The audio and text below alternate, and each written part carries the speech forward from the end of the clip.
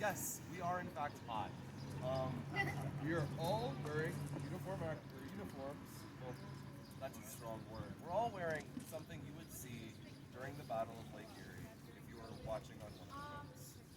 I can't use the word uniform because for militia and for Navy, um, those terms are a little looser.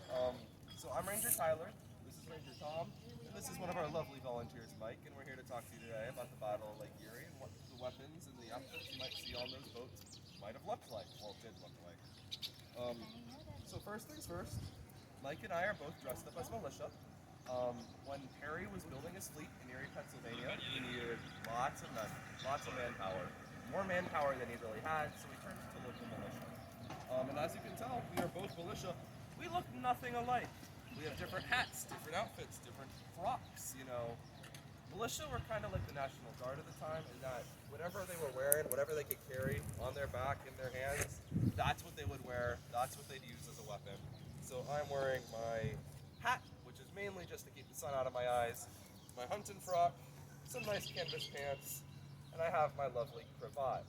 So this could be used almost for anything, you know, if I need to wipe my brow, wipe my gun, use as a tourniquet, it's a handy dandy tool that'll help you out 9 times out of 10. On the back of my feet, I have a little horseshoe. Well, not a little horseshoe, but it looks like a little horseshoe. Does anyone have any idea what that might be for? Yeah. For stomping at the enemy.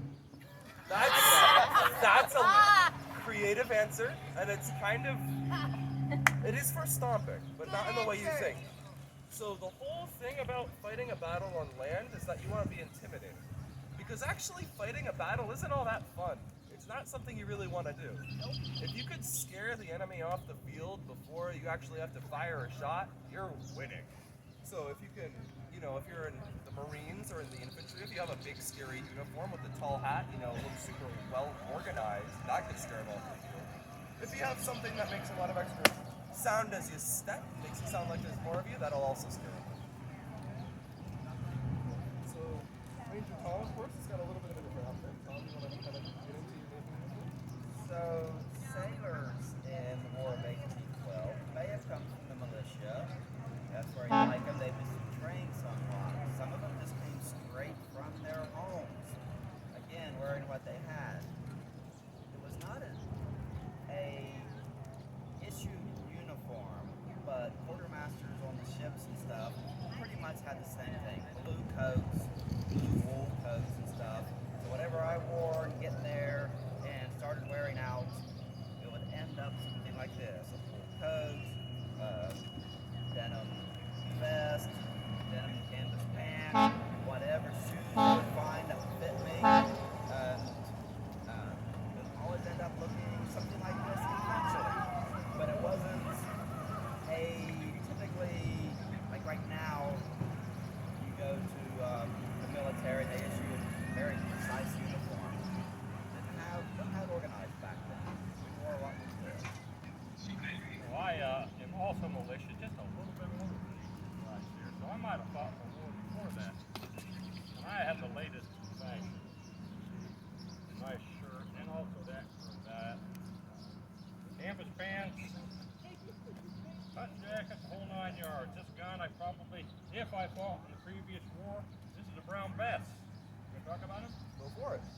Brown Bess, this is a British weapon, so we might have taken them from them during that war, independence. But I got to keep it, and I'm here again.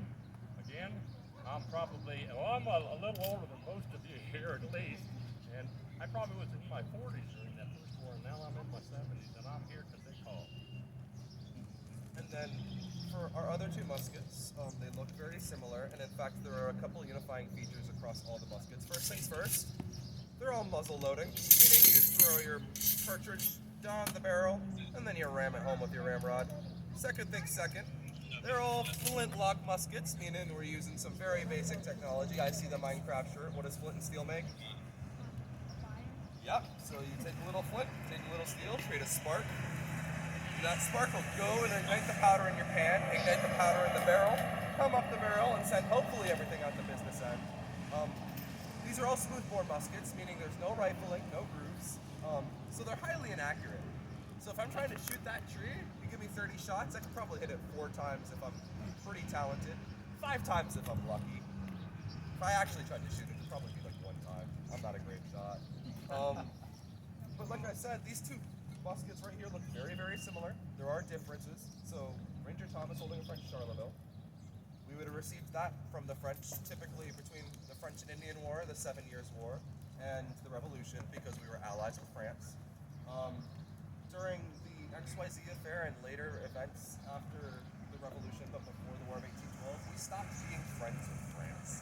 So we had to create our own muskets, and that's where this U.S. Springfield comes into play. The U.S. Springfield is very, very similar to the Charleville musket.